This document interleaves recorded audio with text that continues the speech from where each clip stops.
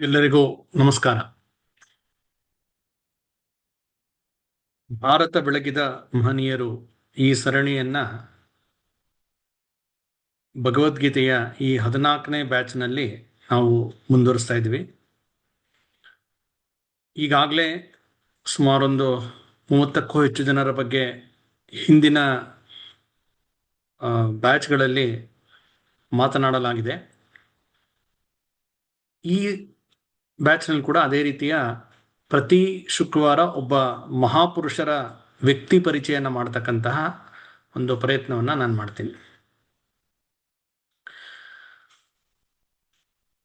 1670ನೇ ಇಸ್ವಿ ಮಹಾರಾಷ್ಟ್ರದ ರಾಯಗಢ, ಅದು ಶಿವಾಜಿಯ ರಾಜಧಾನಿಯಾಗಿತ್ತು. ಆ ಕೋಟೆಯಲ್ಲಿ ಶಿವಾಜಿಯ ತಾಯಿಯಾದಂತಹ ಜೀಜಾಮಾತೆ ಎಲ್ಲರೂ ಪ್ರಮುಖರು ಅಲ್ಲಿದ್ದಾರೆ. ಒಂದು ಚಳಿಗಾಲದ ಮುಂಜಾವಿನಲ್ಲಿ ಎಂದಿನಂತೆ ಜೀಜಾಮಾತೆ ಬೆಳಗ್ಗೆ ಎದ್ದು ಸ್ನಾನ ಮಾಡಿ ದೇವರ ಪೂಜೆಯನ್ನ ಮಾಡ್ತಾ ತುಳಸಿಯ ಪ್ರದಕ್ಷಿಣೆ ಮಾಡ್ತಕ್ಕಂಥದ್ದು ಒಂದು ವಾಡಿಕೆ. ಆ ರೀತಿ ತುಳಸಿಯನ್ನ ನಮಸಕ್ಕೆ ಬಂದಾಗ ಆಕೆಯ ಒಂದು ಮನಸ್ಸಲ್ಲಿ ಒಂದು ಸಣ್ಣ ಒಂದು ಭಾವ ಬರುತ್ತೆ. ಆಕೆ ತನ್ನ ಮಗ ಶಿವಾಜಿಯನ್ನ ಕರೆದು ಹೇಳ್ತಾಳೆ, ಶಿವಾಜಿ, 200ಕ್ಕೂ ಹೆಚ್ಚು ಕೋಟೆಗಳನ್ನ ನೀನು ಸ್ವರಾಜ್ಯಕ್ಕೆ ಸೇರಿಸಿದ್ಯಾ, ಆದ್ರೆ ಇಲ್ಲೇ ಹತ್ರದಲ್ಲಿ ಸುಮಾರು 6-7 ಮೈಲಿ ದೂರದಲ್ಲಿ ಕಾಣಿಸ್ತಾ ಇರತಕ್ಕಂತಹ ಕೊಂಡಾಣ, ಈ ಕೋಟೆ ನನಗೆ ಪ್ರತಿನಿತ್ಯ ತುಳಸಿ ಪೂಜೆ ಮಾಡಕ್ ಬಂದಾಗ ಸ್ವಲ್ಪ ದುಃಖವನ್ನ ಕೊಡುತ್ತೆ ಅಂತ ಹೇಳ್ತಾಳೆ. ಯಾಕೆಂದ್ರೆ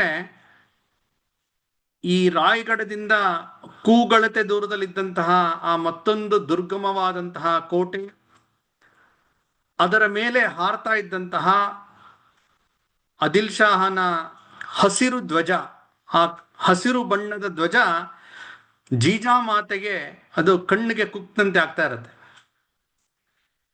ಆಕೆ ಈ ದುಃಖದಿಂದ ಈ ಮಾತನ್ನ ಹೇಳಿದ ತಕ್ಷಣ ಶಿವಾಜಿ ಅರ್ಥ ಮಾಡ್ಕೊಳ್ತಾನೆ. ತುಂಬಾ ಜ್ಞಾನಿಗಳಿಗೆ ವಿವರಿಸುವ ಅವಶ್ಯಕತೆ ಇಲ್ಲ. ಶಿವಾಜಿ ಹೇಳ್ತಾನೆ, ಅಮ್ಮ, ನಿನ್ನ ಇಚ್ಛೆ ನಮಗೆ ಆಜ್ಞೆ. ನಾಳೆ ಬೆಳಗ್ಗೆ ನೀನು ಸೂರ್ಯೋದಯದ ಸಮಯದಲ್ಲಿ ತುಳಸಿ ಪೂಜೆಗೆ ಬಂದಾಗ ನಿನ್ನ ಕಣ್ಣನ್ನ ಅದು ಕುಕ್ಕಲ್ಲ ಅಂತ ಅವನು ಮಾತು ಕೊಟ್ಟು ಹೊಟ್ಟೋಗ್ತಾನೆ. ಅಂದ್ರೆ ಒಂದು ಶತ್ರುವಿನ ವಶವಾಗಿರ್ತಕ್ಕಂಥ ಒಂದು ದುರ್ಗಮವಾದಂಥ ಒಂದು ಕೋಟೆ, ಅದರ ಮೇಲೆ ಆದಿಲ್ ಶಾಹನ ಅಧೀನವಾಗಿದ್ದರಿಂದ ಇಸ್ಲಾಮಿನ ಹಸಿರು ಧ್ವಜ ಹಾರಾಡ್ತಾ ಇದೆ. ನಾಳೆ ಬೆಳಗ್ಗೆ ಅದು ನಿಮ್ಗೆ ಕಣ್ಣು ಕುಕ್ಕಲ್ಲ ಅಂತ ಇವನು ಮಾತು ಕೊಟ್ಟಿದ್ದಾನೆ. ಎಷ್ಟು ವಿಶ್ವಾಸ ಇರಬೇಕು ತನ್ನ ಮೇಲೆ, ತನ್ನ ಸಹಚರರ ಮೇಲೆ ಅಂತ ಹೇಳಿದ್ರೆ ಅದು ಶಿವಾಜಿಗೆ ಅದು ಸಾಧ್ಯ. ಅದು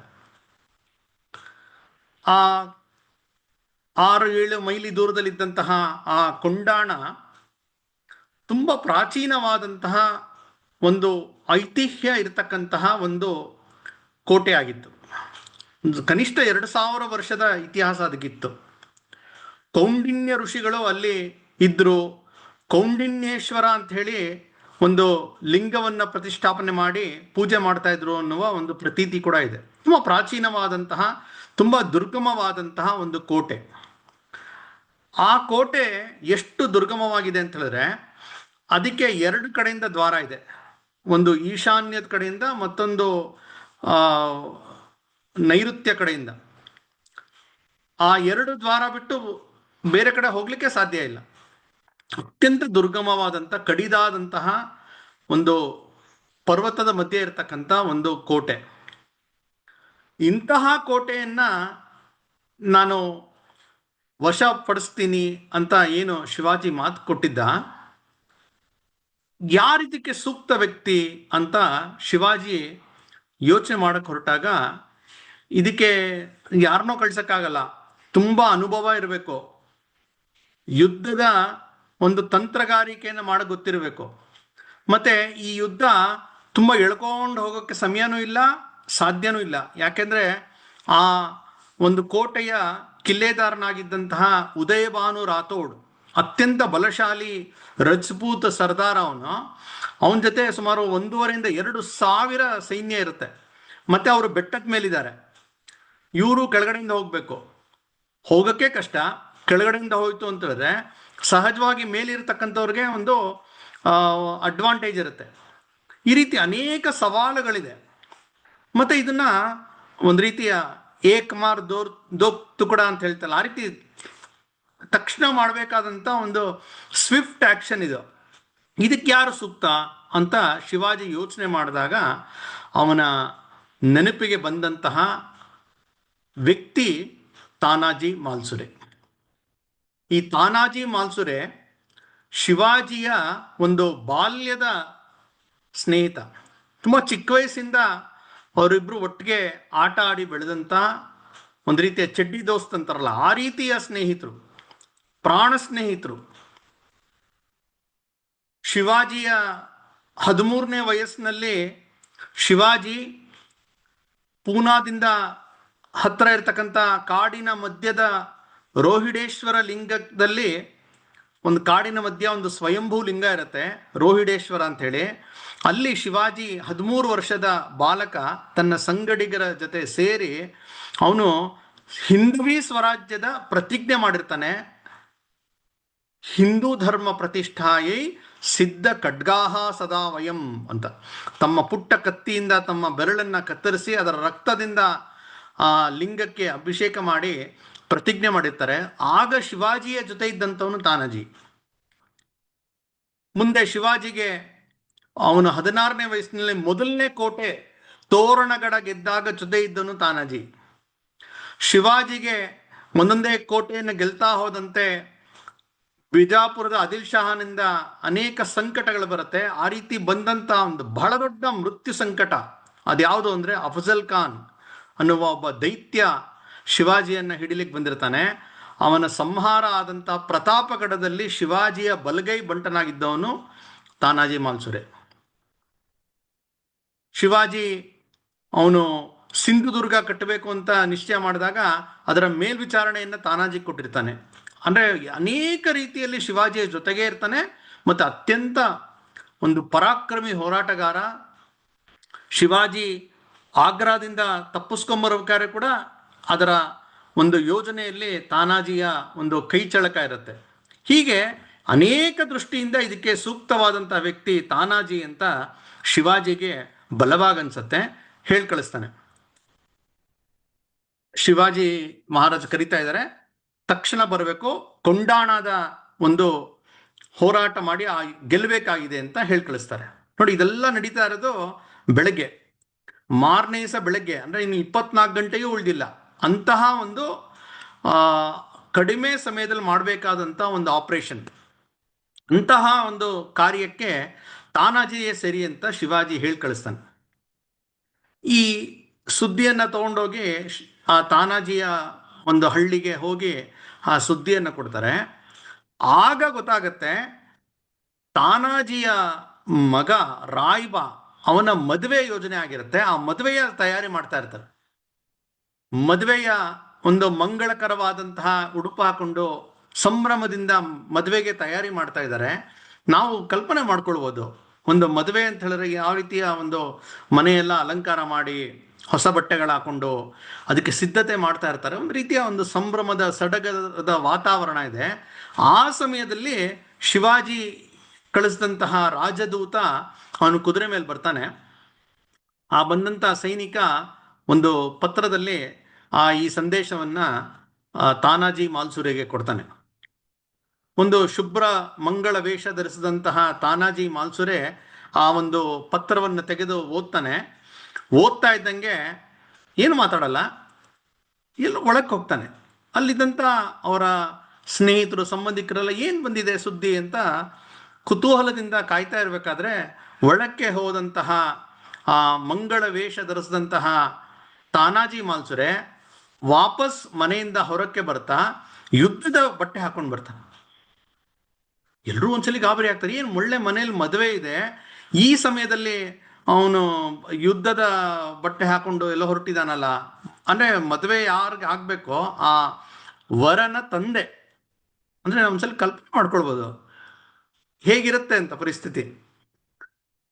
ಆಗ ಅಯ್ಯೋ ರಾಯ್ಬಾ ಮದುವೆ ಇದೆಯಲ್ಲ ಅಂತ ಹೇಳಿದಾಗ ಅವನು ಹೇಳ್ತಾನೆ, ಅವನು ಹೇಳಿದಂಥ ಮಾತು ಇವತ್ತಿಗೂ ಮಹಾರಾಷ್ಟ್ರದ ಲಾವಣಿಗಳಲ್ಲಿ ಇವತ್ತಿಗೂ ಅದು ಜನ ನೆನ್ಪು ಮಾಡ್ಕೊಳ್ತಾರೆ. ಅವನು ಹೇಳ್ತಾನೆ, ಆದಿ ಲಗಿ ಕೊಂಡಾಣ್ಯಾಚೆ ಮಗಿ ಮಾಜ್ಯ ರಾಯ್ಬಾಚೆ. ಮೊದಲು ಕೊಂಡಾಣದ ಮದುವೆ, ಅದಾದ್ಮೇಲೆ ರಾಯ್ಬಾನ ಮದುವೆ. ಶಿವಾಜಿ ಗೊತ್ತಿರಲ್ಲ, ಶಿವಾಜಿ ಗೊತ್ತಾಗತ್ತೆ ಅವರ ಮಗನ ಮದುವೆ ಇತ್ತು ಅಂತ. ಇವನು ಅಲ್ಲಿಗೆ ತಲುಪೋಷ್ಟೊತ್ತಿಗೆ ಶಿವಾಜಿಗೆ ಸುದ್ದಿ ಗೊತ್ತಾಗತ್ತೆ. ಶಿವಾಜಿ ಹೇಳ್ತಾನೆ, ತಾನಾಜಿ ಈ ಥರ ಗೊತ್ತಾಯ್ತು ನಿಮ್ಮ ಮನೇಲಿ ಮದುವೆ ಇದೆ ಅಂತ, ನಾನು ಬೇರೆ ಯಾರಿಗಾರು ವ್ಯವಸ್ಥೆ ಮಾಡ್ತೀನಿ ತಾಳು ಅಂತ ಹೇಳ್ತಾನೆ. ಆಗ ಮತ್ತೆ ತಾನಾಜಿ ಹೇಳ್ತಾನೆ, ಮೊದಲು ಕೊಂಡಾಣದ ಮದುವೆ, ನಂತರ ನನ್ನ ಮಗನ ಮದುವೆ. ಬೇಕಾದ್ರೆ ನನ್ನ ಮಗನ ಮದುವೆಯನ್ನ ನೀವೇ ತಂದೆಯಂತೆ ನಿಂತು ಮಾಡ್ಬೋದು, ಆದರೆ ಕೊಂಡಾಣದ ಜವಾಬ್ದಾರಿ ನನಗೆ ವಹಿಸಿದ್ರ ಅದು ನನಗೆ ಆಜ್ಞೆ, ನಾನು ಅದನ್ನು ಪಾಲನೆ ಮಾಡೇ ಮಾಡ್ತೀನಿ ಅಂತ ಹೇಳಿ ಅವನು ಸಿದ್ಧವಾಗಿ ಹೋಗ್ತಾನೆ. ಅಂದರೆ ಈ ಒಂದು ಹೋಗಬೇಕಾದಂತಹ ಸುಮ್ಮನೆ ಸೈನ್ಯ ತಗೊಂಡು ಯುದ್ಧ ಮಾಡೋಕ್ಕಾಗಲ್ಲ. ಯಾಕೆಂದರೆ ಅವರ ಸಂಖ್ಯೆನೂ ದೊಡ್ಡದಿದೆ, ಅವರ ಅನೇಕ ದೃಷ್ಟಿಯಿಂದ ಅವ್ರಿಗೆ ಅಡ್ವಾಂಟೇಜ್ ಇದೆ. ಹಾಗಾಗಿ ಇವರೊಂದು ತಂಡ ಮಾಡಿಕೊಂಡು ಮೊದಲು ಆ ಸ್ಥಳದ ಪರೀಕ್ಷಣೆ, ರೆಕಾನಸೆನ್ಸ್ ಅಂತ ಏನು ಹೇಳ್ತಾರೆ, ಆ ಶತ್ರು ಪಾಳೆಯದ ಒಂದು ಸ್ಟಡಿ ಮಾಡ್ಕೊಂಬರೋಕ್ಕೋಸ್ಕರ ಒಂದು ತಂಡ ಹೋಗಿ ನೋಡ್ಕೊಂಡು ಬರ್ತಾರೆ. ಏನೇನು ಮಾಡಬೇಕು ಅಂತೆಲ್ಲ ನಿಶ್ಚಯ ಆಗತ್ತೆ. ಆ 2 ದ್ವಾರಗಳಿದೆ, ಒಂದು ಈಶಾನ್ಯ ದ್ವಾರ, ಮತ್ತೊಂದು ನೈಋತ್ಯದ ದ್ವಾರ. ಆ 2 ದ್ವಾರದಲ್ಲಿ ಕೋಟೆ ಬಾಗಿಲಿದೆ, ಸೈನಿಕರಿದ್ದಾರೆ. ಉಳಿದ 2 ಕಡೆ ಜನ ಬರಲಿಕ್ಕೆ ಸಾಧ್ಯ ಇಲ್ಲ. ಒಂದು ರೀತಿಯ ಪ್ರಕೃತಿಯೇ ಒಂದು ಅತ್ಯಂತ ಕಡಿದಾದಂತಹ ಬೆಟ್ಟ ಮತ್ತೆ ಕಲ್ಲುಗಳಿಂದ ಕೂಡಿದೆ, ಅಲ್ಲಿ ಹೋಗೋಕ್ಕೆ ಆಗಲ್ಲ. ಹಾಗಾಗಿ ಅಲ್ಲಿ ಸಹಜವಾಗಿ ಸೈನಿಕರು ಬಿಟ್ಟಿಲ್ಲ ಅಲ್ಲಿ. ಇದನ್ನೆಲ್ಲ ತಿಳ್ಕೊಂಬರ್ತಾರೆ ಯಾವ ದಾರಿಯಲ್ಲಿ ಹೋದ್ರೆ ಸೂಕ್ತ ಅಂತೇಳಿ. ಮತ್ತೆ ಬೆಳಕು ಹೊತ್ತಿನಲ್ಲಿ ಹೋಗಕ್ಕೆ ಸಾಧ್ಯನೇ ಇಲ್ಲ, ರಾತ್ರಿನೇ ಹೋಗ್ಬೇಕು, ಮತ್ತೆ ನಾಳೆ ಬೆಳಗ್ಗೆ ಒಳಗಡೆ ಅದು ಕೆಲಸ ಮುಗಿಸ್ಬೇಕು. ನೋಡಿ ಎಷ್ಟೆಲ್ಲ ಚಾಲೆಂಜಸ್ ಇದೆ. ಆದರೆ ತಾನಾಜಿ ಮಾಲ್ಸುರೆ ಇದನ್ನ ಒಂದು ರೀತಿಯ ಸವಾಲಾಗಿ ಸ್ವೀಕಾರ ಮಾಡಿ ಅವನು ಹೊರಡ್ತಾನೆ. ಒಂದು 300 ಜನ ಸೈನಿಕರು ಅವನ ಜೊತೆ ಬರ್ತಾರೆ. ತಾನಾಜಿಯ ತಮ್ಮ ಕೂಡ ಬರ್ತಾನೆ. ಅವನು ಕೂಡ ಮನೆಯಲ್ಲಿ ಆ ಮದುವೆ ವಾತಾವರಣ ಇರುತ್ತೆ, ಆದರೂ ಕೂಡ ತನ್ನ ಅಣ್ಣನಿಗೆ ಸಹಕಾರಿಯಾಗಿ ಸೂರ್ಯಾಜಿ ಮಾಲ್ಸುರೆ ಅವನು ಕೂಡ ಸೈನ್ಯ ಅವನ ಜೊತೆ ಒಂದು 500 ಜನ ಬರ್ತಾರೆ. ಒಂದು ಈಶಾನ್ಯದ ದಿಕ್ಕು ಕಡೆ ಅವ್ರು ಹೋಗಿ ಅಲ್ಲಿ ಅಡಗಿ ಕೂತಿರ್ಬೇಕು. ಇನ್ನೊಂದು ಕಡೆಯಿಂದ ಹಿಂಬದಿಯಿಂದ ತಾನಾಜಿಯ ಒಂದು ತಂಡ ಅವರು ಒಳಗಡೆ ಪ್ರವೇಶ ಮಾಡಬೇಕು ಅಂತ ನಿಶ್ಚಯ ಆಗತ್ತೆ. ಅವತ್ತು ಸೂರ್ಯಾಸ್ತ ಆಗಲಿ ಅಂತ ಕಾಯ್ತಾ ಇದ್ದಾರೆ. ತುಂಬ ಗುಟ್ಟಾಗೆಲ್ಲ ಯೋಚನೆ ಮಾಡಿದ್ದಾರೆ. ಅವತ್ತು ಅಮಾವಾಸ್ಯೆ ಬೇರೆ, 1670 ಇಸ್ವಿ ಫೆಬ್ರವರಿ 4ನೇ ತಾರೀಕು. ಅವತ್ತು ಕತ್ಲಾದಂತೆ ಇವರ ಕೆಲಸ ಪ್ರಾರಂಭ ಆಗುತ್ತೆ. ಆ ಅತ್ಯಂತ ಕಡಿದಾದಂತಹ ಬೆಟ್ಟ ಗುಡ್ಡಗಳ ಮಧ್ಯದಲ್ಲಿ ಅವರು ಹೋಗಕ್ಕೆ ಶುರು ಮಾಡ್ತಾರೆ. ಹೇಗಿದೆ ಅದು ಅಂತ ಹೇಳೋಕ್ಕೆ ಇವತ್ತಿಗೂ ಕೂಡ, ನಾನು ಕೆಲವು ವರ್ಷದ ಮುಂಚೆ ಪೂನಾಗೆ ಹೋದಾಗ ಈ ಕೋಟೆಯನ್ನು ನೋಡಬೇಕು ಅಂತ ನಾನು ನನ್ನ ಜೊತೆ ಇದ್ದಂಥವ್ರು ಕೇಳಿದೆ. ಅವರು ನಾನು ಹೋದ್ವಿ. ಅಲ್ಲಿ ಹೋಗೋಷ್ಟೊತ್ತಿಗೆ ಸುಮಾರು ಒಂದು ಸಂಜೆ 6:30 ಆಗಿತ್ತು.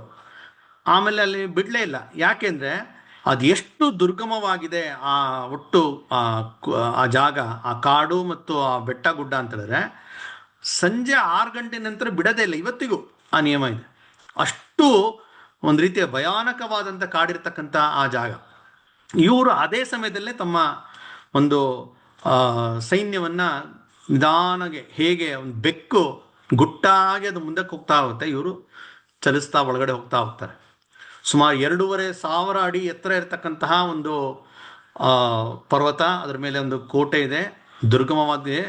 ಯಾವುದೇ ರೀತಿ ಅವ್ರಿಗೆ ಸುಳಿವು ಗೊತ್ತಾಗಬಾರ್ದು, ಆ ರೀತಿಯಲ್ಲಿ ಇವ್ರು ಹೋಗಬೇಕು. ಅದು ಹೇಗೆ ಇದೆ ಅಂತಂದ್ರೆ ಹತ್ತಕ್ಕೆ ಸಾಧ್ಯ ಇಲ್ಲ. ಆಗ ಏನು ಮಾಡ್ತಾ ಇದ್ರು ಅಂದರೆ, ಒಂದು ಉಡ ಅಂತ ಒಂದು ಪ್ರಾಣಿ, ಅಂದರೆ ಹಲ್ಲಿ ರೀತಿ ದೊಡ್ಡದಾಗಿರುತ್ತೆ, ಅದು ಬಳಸ್ತಾ ಇರ್ತಾರೆ ಬೆಟ್ಟ ಹತ್ತಕ್ಕೆ. ಅದಕ್ಕೆ ಇವರು ಅದರ ಬಾಲಕ್ಕೆ ಒಂದು ಹಗ್ಗವನ್ನು ಕಟ್ಟಿ ಆ ಉಡವನ್ನ ಬಿಡ್ತಾರೆ. ಆ ಉಡ ಹತ್ಕೊಂಡು ಹೋಗುತ್ತೆ, ಅಥವಾ ಕೆಲವು ಸಲ ಎಸಿತಾರೆ, ಮೇಲ್ ಹೋಗುತ್ತೆ. ಅದು ಹೋಗಿ ಯಾವ್ದಾದ್ರು ಎರಡು ಬಂಡೆ ಮಧ್ಯೆ ಅದು ಗಟ್ಟಿಯಾಗಿ ಕೂತ್ಕೊಳ್ಳುತ್ತೆ, ಅಥವಾ ಏನಾದ್ರು ಕಲ್ಲನ್ನು ಗಟ್ಟಿಯಾಗಿ ಹಿಡಿದು ಕೂತ್ಕೊಳ್ಳುತ್ತೆ. ಅದು ಎಷ್ಟು ಗಟ್ಟಿಯಾಗಿ ಹಿಡಿಯುತ್ತೆ ಮತ್ತು ಅದಕ್ಕೆ ಎಷ್ಟು ಶಕ್ತಿ ಇರುತ್ತೆ ಅಂದರೆ, ಅದರ ಬಾಲಕ್ಕೆ ಕಟ್ಟಿದಂಥ ಹಗ್ಗಕ್ಕೆ ಒಬ್ಬ ವ್ಯಕ್ತಿ ಬೇಕಾದ್ರೆ ಹತ್ಕೊಂಡು ಅವ್ನು ಬರ್ಬೋದು. ಅವನು ಹೋಗಿ ಆಮೇಲೆ ಆ ಹಗ್ಗವನ್ನ ಸಿದ್ಧ ಮಾಡಿ ಉಳಿದವ್ರು ಹತ್ಕೊಂಡ್ಬರ್ತಾರೆ.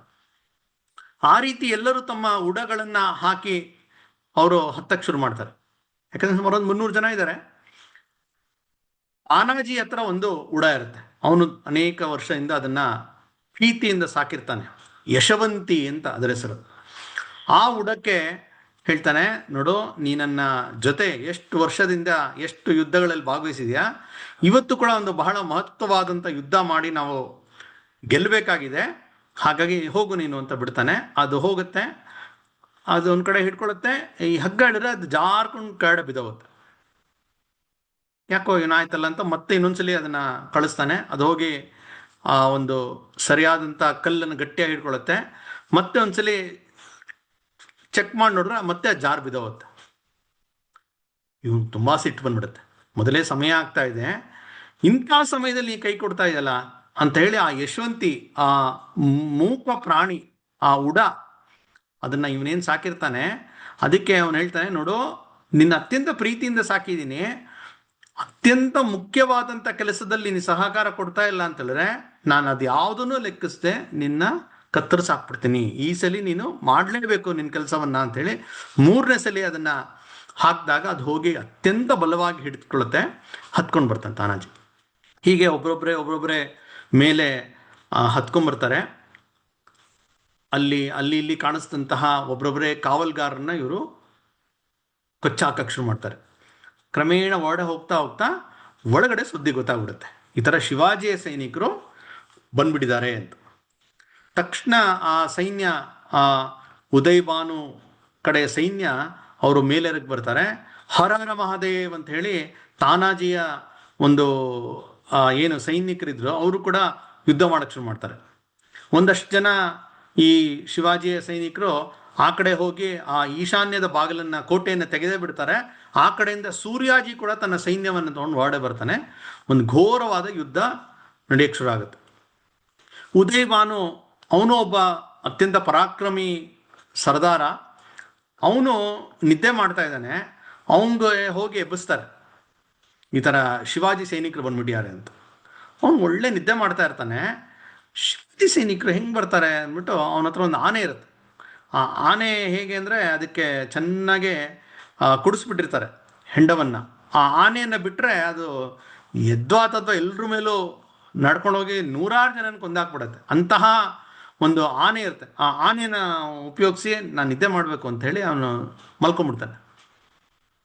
ಒಂದು ಅರ್ಧ ಗಂಟೆ ಆದಮೇಲೆ ಮತ್ತೆ ಬಂದು ಉದಯಭಾನು ಎಬ್ಬಿಸ್ತಾರೆ. ಆ ಆನೆ, ಅವನು ತುಂಬ ಪ್ರಿಯವಾದಂಥ ಆನೆ ಸತ್ತೋಯ್ತು ಅಂತ. ಆವಾಗ ಚಂಗಂತೆ ಅವನು ನಿದ್ದೆಯಿಂದ ಎದ್ದೇಳ್ತಾನೆ.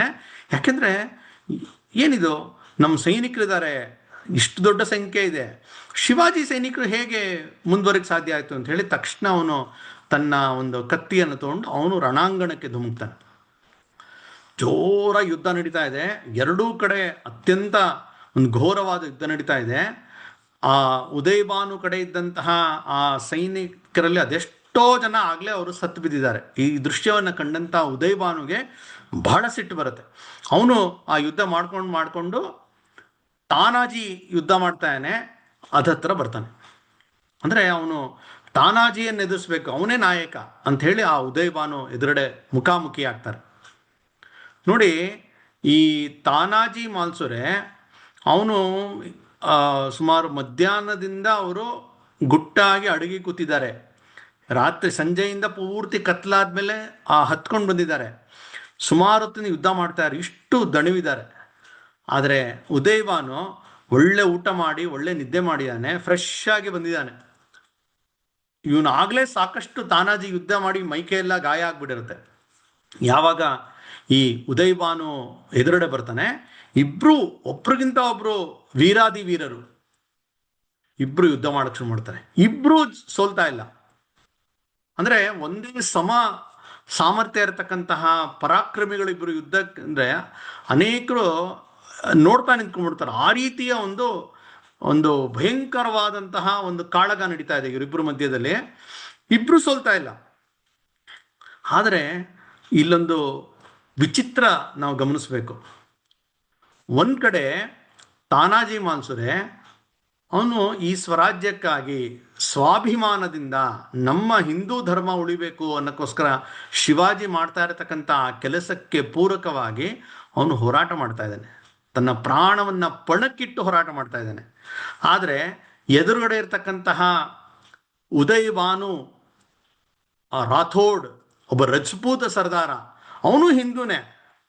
ಆದರೆ ಅತ್ಯಂತ ನಿರಭಿಮಾನದಿಂದ ಆ ಪರಕೀಯ ಮೊಘಲರ ಆದಿಲ್ ಶಾಹನ ಒಂದು ಎಂಜಿಲ್ಗೆ ಅವನು ಸೋತು ಅದರ ಒಂದು ಶರಣಾಗತಿಯಾಗಿ ಅವರ ಗೆಲುವಿಗಾಗಿ ಅವರ ಪರವಾಗಿ ಹೋರಾಟ ಮಾಡ್ತಾನೆ. ಪ್ರಾಯಶಃ ನಮ್ಮ ಭಾರತದ ಬಿಟ್ಟು ಇನ್ನೆಲ್ಲೂ ಈ ರೀತಿ ಇತಿಹಾಸದಲ್ಲಿ ಸಿಗಲ್ಲ ಅನ್ಸುತ್ತೆ. ಇಬ್ರು ನಮ್ಮವರೇ, ಇಬ್ರು ಹಿಂದೂಗಳೇ. ಒಬ್ಬ ಸ್ವಧರ್ಮನಿಷ್ಠ ಸ್ವಾಭಿಮಾನಿ ತಾನಾಜಿ ಮಾಲ್ಸುರೆ ಆದರೆ, ಮತ್ತೊಂದು ಕಡೆ ಒಬ್ಬ ಹಿಂದುವೇ ಆದರೂ ಕೂಡ, ಈ ದೇಶದವನೇ ಆದರೂ ಕೂಡ ಅವನಲ್ಲಿ ಸ್ವಾಭಿಮಾನ ಶೂನ್ಯತೆ, ಪರಕೀಯರ ಎಂಜಲನ್ನ ಅದಕ್ಕಾಗಿ ಅವನು ಪ್ರಾಣಪಣ ಇಟ್ಟು ಕೆಲಸ ಮಾಡ್ತಾನೆ. ಹೀಗೆ ಅವರಿಬ್ಬರ ಒಂದು ಅತ್ಯಂತ ವೀರಾವೇಶದಿಂದ ಆ ಕಾಳಗ ನಡೀತಾ ಇದೆ. ಇಬ್ರಿಗೂ ವಿಪರೀತ ಗಾಯಗಳಾಗಿದೆ, ರಕ್ತ ಸುರಿತಾ ಇದೆ. ಅವನು ಉದಯ್ ಭಾನು ಒಂದ್ಸಲಿ ಎಷ್ಟು ಜೋರಾಗಿ ಇವನಿಗೆ ಹೊಡಿತಾನೆ, ಇವನು ತನ್ನ ಗುರಾಣಿಯನ್ನ ಅಡ್ಡ ಹಿಡಿತಾನೆ. ಆ ಉದಯ್ ಭಾನು ಎಷ್ಟು ಫೋರ್ಸಿಂದ ಹೊಡಿತಾನೆ ಅಂದ್ರೆ ತಾನಾಜಿ ಮಾಲ್ಸುರೆಯ ಆ ಗುರಾಣಿ ಎರಡು ತುಂಡಾಗಿ ಬಿದ್ದೋಗುತ್ತೆ. ಅಂದ್ರೆ ಆ ತಡಿಯಕ್ಕೆ ಏನು ಇಲ್ವೇ ಇಲ್ಲ ಅವನ ಹತ್ರ. ಒಂದೆರಡು ನಿಮಿಷ ಹಿಂದೆ ಬಂದು ತಕ್ಷಣ ತಾನು ಕಟ್ಟದಂತ ಪೇಟವನ್ನೇ ಕೈಗೆ ಸುತ್ತಕೊಂಡು ಅದಲ್ಲೇ ಅವನು ತಡಿಲಿಕ್ಕೆ ಶುರು ಮಾಡ್ತಾನೆ. ಅಂದ್ರೆ ಅತ್ಯಂತ ಗಟ್ಟಿಯಾಗಿರ್ತಕ್ಕಂಥ ಗುರಾಣಿಯೇ ಮುರಿದೋಗ್ಬೇಕಾದ್ರೆ ಈ ಪೇಟೆಯನ್ನು ಮುಂದಿನ ಹೊಡೆತದಲ್ಲಿ ಆ ಪೇಟವು ಪಕ್ಕಕ್ಕೆ ಬೀಳುತ್ತೆ. ಹೀಗೆ ಇಬ್ರಿಗೂ ಒಬ್ರಿಗೊಬ್ರು ಒಂದು ಪ್ರತಿಸ್ಪರ್ಧಿಯಾಗಿ ಹೋರಾಟ ಮಾಡ್ತಾ ಇದ್ದಾರೆ. ಅವನು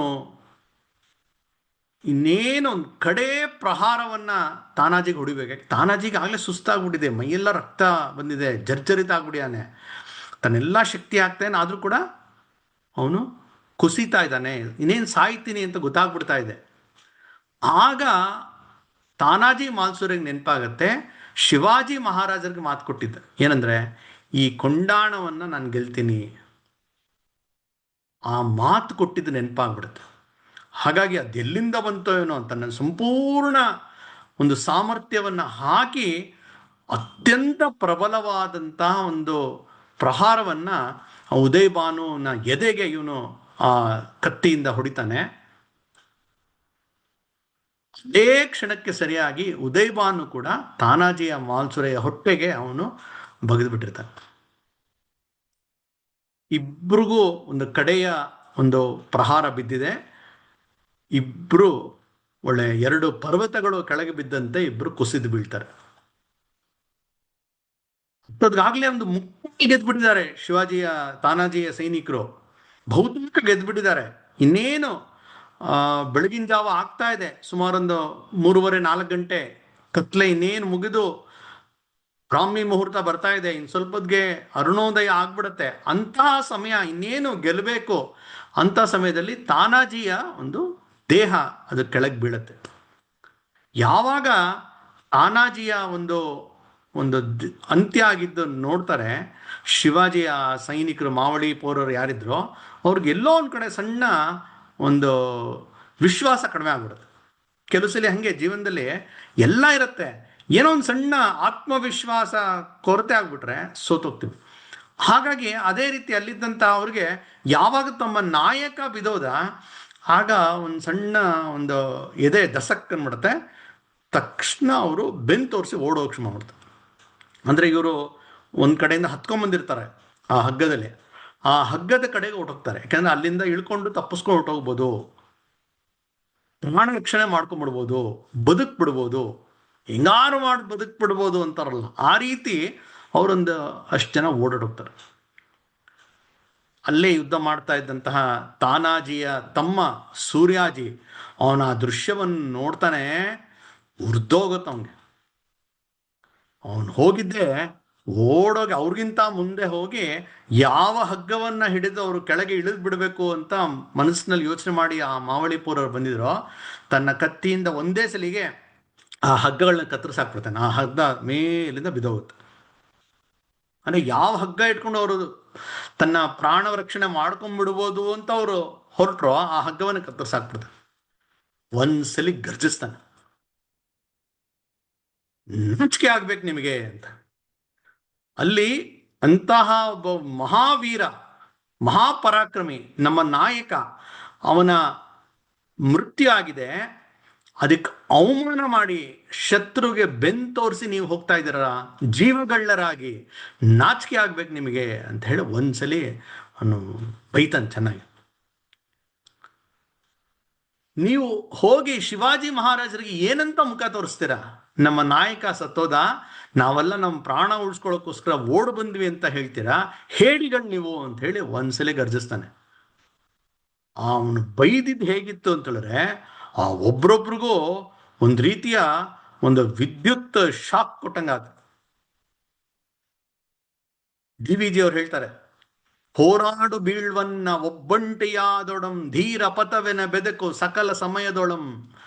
ಅಂದ್ರೆ ನೀವು ಒಬ್ಬನೇ ಆಗ್ಬಿಟ್ರು ಪರವಾಗಿಲ್ಲ, ಹೋರಾಟ ಮಾಡು.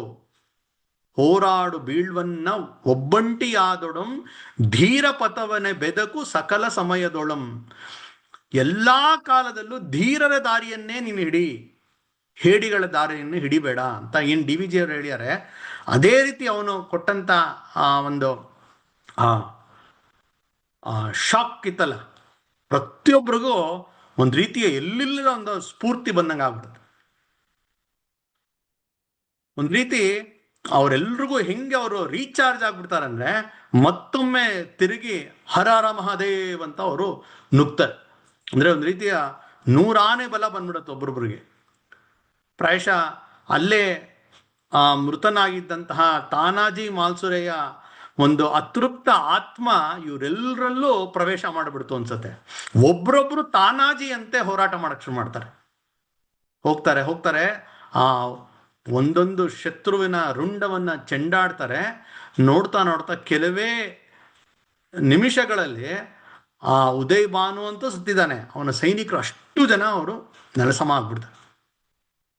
ನೋಡಿ, ಇವ್ರ ಕಡೆ ಹೋದವ್ರು 500 ಜನ, ಅವನ ಕಡೆ ಸುಮಾರು ಒಂದು 2000 ಜನ ಇರ್ತಾರೆ. ಅಷ್ಟು ಜನ ಸತ್ತೋಗ್ತಾರೆ.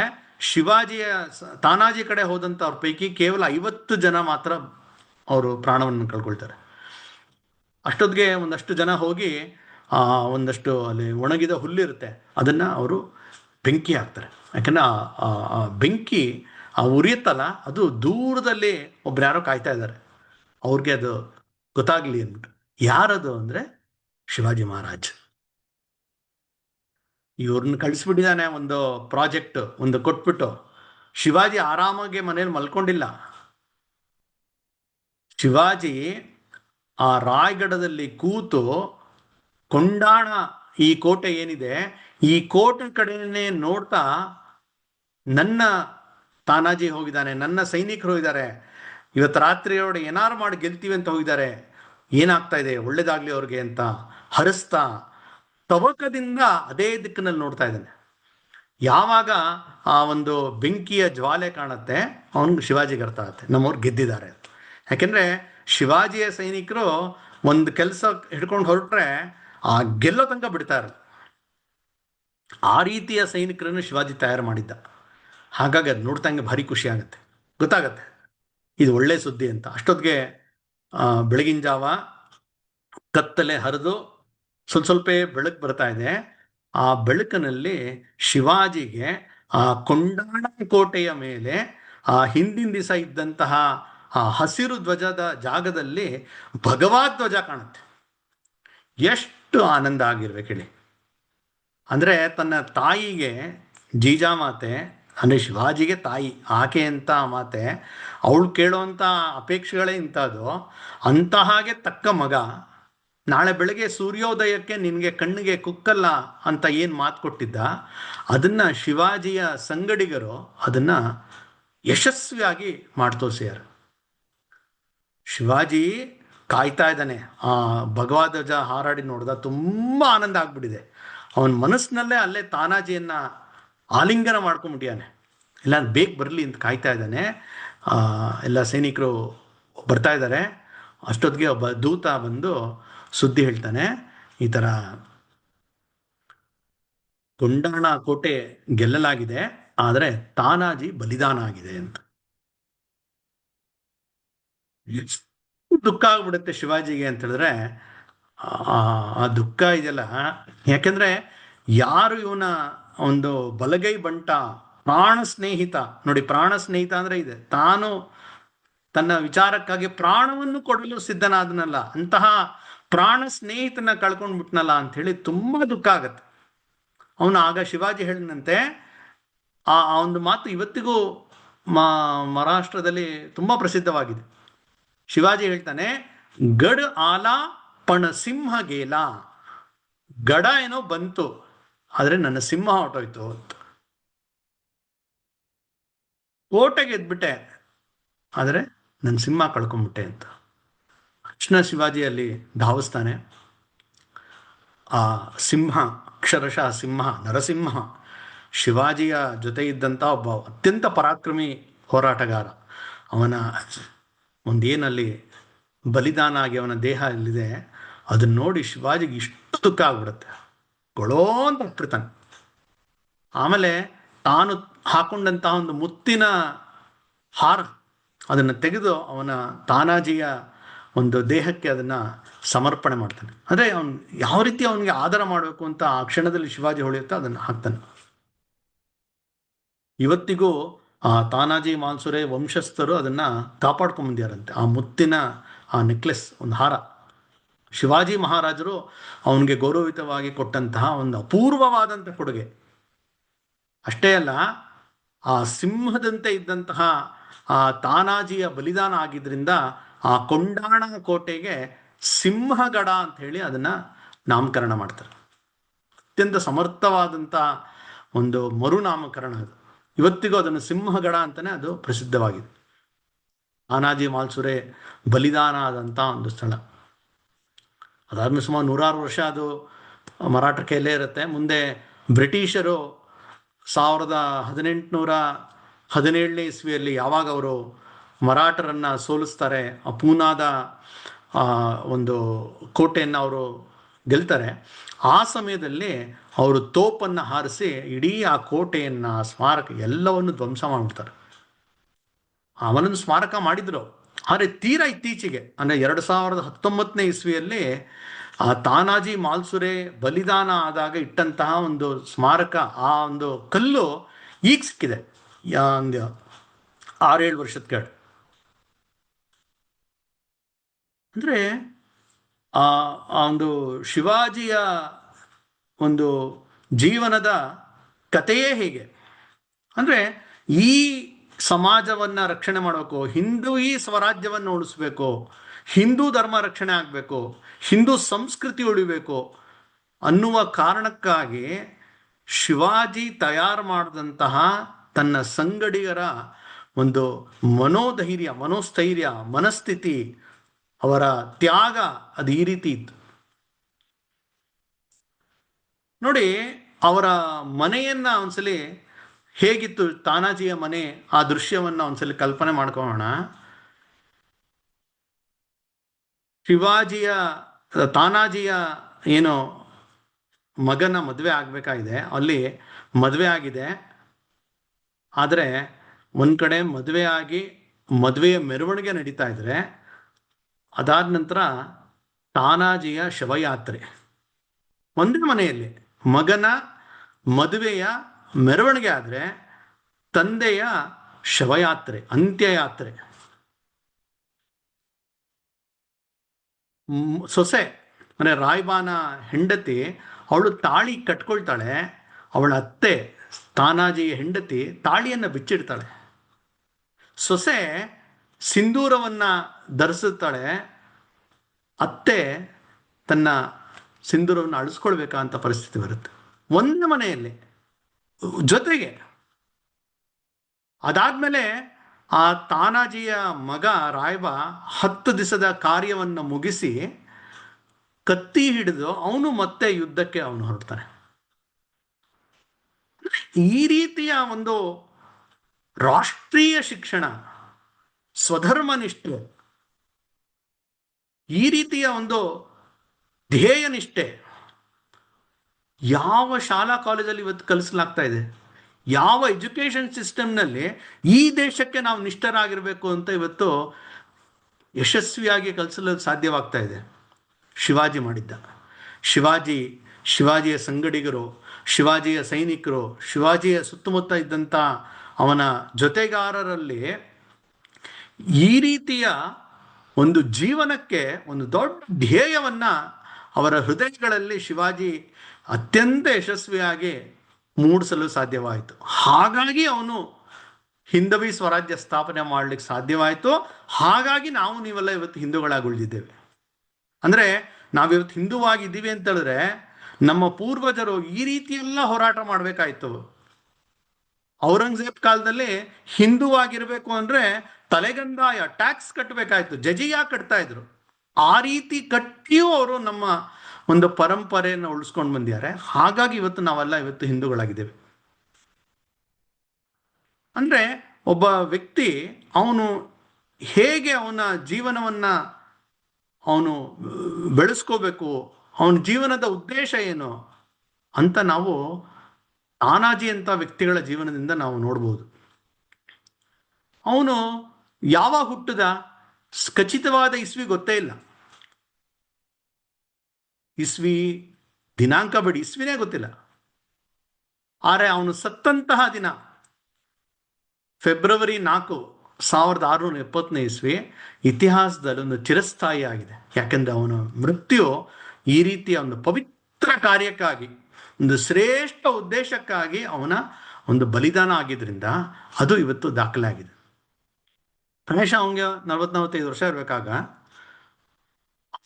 ಒಂದು ಜೀವನದ ಸಂಪೂರ್ಣ ಅವನು ಈ ಸ್ವರಾಜ್ಯದ ಒಂದು ಉಳಿವಿಗಾಗಿ ತನ್ನೆಲ್ಲ ಸಾಮರ್ಥ್ಯವನ್ನು ಅವನು ಸಮರ್ಪಣೆ ಮಾಡ್ತಾನೆ. ಆ ಯುದ್ಧದ ಚಾಕಚಕ್ಯತೆ ಇರ್ಬೋದು, ಪರಾಕ್ರಮ ಇರ್ಬೋದು, ಶೌರ್ಯ ಇರ್ಬೋದು, ಅದಕ್ಕೆಲ್ಲದಕ್ಕಿಂತ ಮಿಗಿಲಾಗಿ ತ್ಯಾಗ. ಮನೆಯಲ್ಲೇ ಒಂದು ಶುಭ ಕಾರ್ಯ ನಡೀತಾ ಇದ್ರು ಕೂಡ ಅದನ್ನು ಬಿಟ್ಟು ಸ್ವರಾಜ್ಯದ ಹಿತಕ್ಕಾಗಿ ಹೊರಟಂತಹ ತಾನಾಜಿಯ ಬದುಕು 100 ವರ್ಷ ಆದರೂ ಕೂಡ ಜನರಿಗೆ ಪ್ರೇರಣೆ ಕೊಡ್ತಕ್ಕಂಥದ್ದು. ಅಂತಹ ಒಂದು ಸಾರ್ಥಕ ಬದುಕನ್ನ ಸಾಗಿಸಿದಂತಹ ಒಬ್ಬ ಶಿವಾಜಿಯ ಸಹಚರ, ಈ ರೀತಿಯವರಿಂದಾನೇ ಶಿವಾಜಿಯ ಒಂದು ಹಿಂದವಿ ಸ್ವರಾಜ್ಯದ ಕನಸು ಸಾಕಾರ ಆಗಿದ್ದು. ಒಬ್ಬ ತಾನಾಜಿ, ಒಬ್ಬ ಸೂರ್ಯಾಜಿ, ಒಬ್ಬ ನೇತಾಜಿ ಪಾಲ್ಕರ್, ಬಾಜಿ ಪ್ರಭು ದೇಶಪಾಂಡೆ, ಮುರಾರ್ಬಾಜಿ ದೇಶಪಾಂಡೆ, ಯೇಸಾಜಿ ಕಂಕ್, ಚಿಮಣಾಜಿ, ಭಲಾಜಿ, ಒಬ್ರಿಗಿಂತ ಒಬ್ಬರು ನರಸಿಂಹಗಳು, ನರವ್ಯಾಘ್ರಗಳು. ಹೋರಾಟದ ಸಮಯ ಬಂದರೆ ಹಿಂಜರಿಲಿಲ್ಲ. ಮತ್ತೆ ಶಿವಾಜಿ ಏನು ಹೇಳ್ಕೊಟ್ಟಿದ್ದ, ನಾವು ಹೋರಾಟ ಮಾಡಿದಾಗೆ ಗೆಲ್ಲಕ್ಕಾಗಿಯೇ. ಸೊ ಗೆಲ್ಲಕ್ಕೆ ಏನು ಬೇಕೋ ಅದೆಲ್ಲ ತಂತ್ರಗಳನ್ನ ಮಾಡ್ತಕ್ಕಂಥದ್ದು ಶಿವಾಜಿ ಪ್ರಾರಂಭ ಮಾಡ್ತಾನೆ. ಶಿವಾಜಿಯ ಮುಂಚೆ ಹೇಗೆ ಆಗಿಬಿಟ್ಟಿತ್ತು ಪರಿಸ್ಥಿತಿ ಅಂತ ಹೇಳಿದ್ರೆ ಇತಿಹಾಸಕಾರರು ಹೇಳ್ತಾರೆ, ಹಿಂದೂಗಳು ಹೊರಟೆ ಸೋಲ್ ಗ್ಯಾರಂಟಿ, ಸಾವು ಗ್ಯಾರಂಟಿ. ಹಾಗಾಗಿ ಅವ್ರು ಹೊರಡ್ಬೇಕಾದ್ರೇ ಹೇಳೋರು ಏನಂದ್ರೆ ವೀರ ಸ್ವರ್ಗವನ್ನ ನಾನು ಪಡೀಲಿತ್ತೀನಿ ಅಂತ. ಅಂದ್ರೆ ಸ್ವರ್ಗ ಯಾವಾಗ ಸತ್ತ ಮೇಲೆ ತಾನೆ, ಹೋಗ್ತಾನೆ ಯಾಕೆ ಸಾಯದ ಬಗ್ಗೆ ಯೋಚನೆ ಮಾಡೋದು? ನಾವು ಬದುಕಿದ್ರೆ ತಾನೇ ನಮ್ಮ ಸಮಾಜ, ನಮ್ಮ ಸಂಸ್ಕೃತಿ ಉಳಿಯೋದು. ಶಿವಾಜಿ ಬಂದ ನಂತರ ಈ ಒಂದು ಫಾರ್ಮುಲಾ ಚೇಂಜ್ ಮಾಡ್ತಾನೆ. ನಾವು ಯುದ್ಧ ಮಾಡೋದು ವೀರ ಸ್ವರ್ಗ ಪಡೀಲಿಕ್ಕಲ್ಲ, ಗೆಲ್ಲೋದಿಕ್ಕೆ. ಅಕಸ್ಮಾತ್ ಸತ್ತರೆ ವೀರ ಸ್ವರ್ಗ ಇದ್ದೇ ಇದೆ, ಹೋಗ್ತಾನೆ ಇಲ್ಲ. ಯಾಕಂದ್ರೆ ಕೃಷ್ಣ ಹೇಳ್ತಾನೆ ಏನು, ಹತೋವಾ ಪ್ರಾಪ್ಯಸಿ ಸ್ವರ್ಗಂ ಜಿತ್ವಾವಾ ಭೋಕ್ಷಸಿ ಮಹಿಂ. ಸತ್ತರೆ ಸ್ವರ್ಗ, ಆದ್ರೆ ಗೆದ್ರೆ ನಮ್ಮ ಸ್ವರಾಜ್ಯ. ಗೆಲ್ಲದು ಮುಖ್ಯ ಅನ್ನುವ ಒಂದು ಫಾರ್ಮುಲಾ ಶಿವಾಜಿ ತರ್ತಾನೆ. ಹಾಗಾಗಿ ಇತಿಹಾಸಕಾರ ಗಮನಿಸ್ತಾರೆ, ಶಿವಾಜಿಯ ನಂತರ ಆ ಇಸ್ಲಾಮಿನ ಆ ಹಸಿರು ಧ್ವಜ ಕೆಳಗೆ ಬರ್ತಾ ಹೋಯ್ತು, ಆ ಕೇಸರಿ ಧ್ವಜ ಹಿಂದೂ ಧರ್ಮದ ಪ್ರತೀಕ, ಆ ಭಗವಧ್ವಜ ಅದು ಮೇಲಕ್ಕೆ ಏರ್ತಾ ಹೋಯ್ತು. ಶಿವಾಜಿ ಬಂದ ನಂತರ ಹಿಂದೂಗಳು ಅಂದರೆ ಗೆಲ್ಲಬಲ್ಲರು, ಹಿಂದೂಗಳನ್ನು ಗೆಲ್ತಾರೆ ಅನ್ನುವ ಭರವಸೆಯನ್ನ ಮೂಡಿಸಿದವನು ಶಿವಾಜಿ. ಎಷ್ಟು ವರ್ಷ ಬದುಕ್ತೀವಿ ಅನ್ನೋ ಮುಖ್ಯ ಅಲ್ಲ, ಹೇಗೆ ಬದುಕ್ತೀವಿ ಆ ಬದುಕು ಅಷ್ಟೋ ಸಮಯವೋ ಒಂದು ಶ್ರೇಷ್ಠ ಒಂದು ಕಾಸ್ ಅಂತ ಹೇಳ್ತಾರೆ, ಅದಕ್ಕಾಗಿ ನಾವು ಬದುಕಬೇಕು ಅಂತ ತನ್ನ ಸಂಗಡಿಗರೆಲ್ಲರಲ್ಲೂ ಆ ಒಂದು ಭಕ್ತಿ ಧ್ಯೇಯ ನಿಷ್ಠೆಯನ್ನ ರೂಪಿಸಿದಂತಹ ಆ ಶಿವಾಜಿಯ ಗರಡಿಯಲ್ಲಿ ತಯಾರಾದಂತಹ ಈ ತಾನಾಜಿ ಮಾಲ್ಸುರೆ ಅವನ ಈ ಬಲಿದಾನವಾದಂತಹ ಈ ಫೆಬ್ರವರಿ 14ರ ಸಂದರ್ಭದಲ್ಲಿ ಅವನ ಜೀವನದ ಒಂದಷ್ಟು ಪ್ರಸಂಗಗಳನ್ನು ನಿಮ್ಮ ಜೊತೆ ಹಂಚ್ಕೊಂಡಿದ್ದೀನಿ. ನಮಸ್ಕಾರ.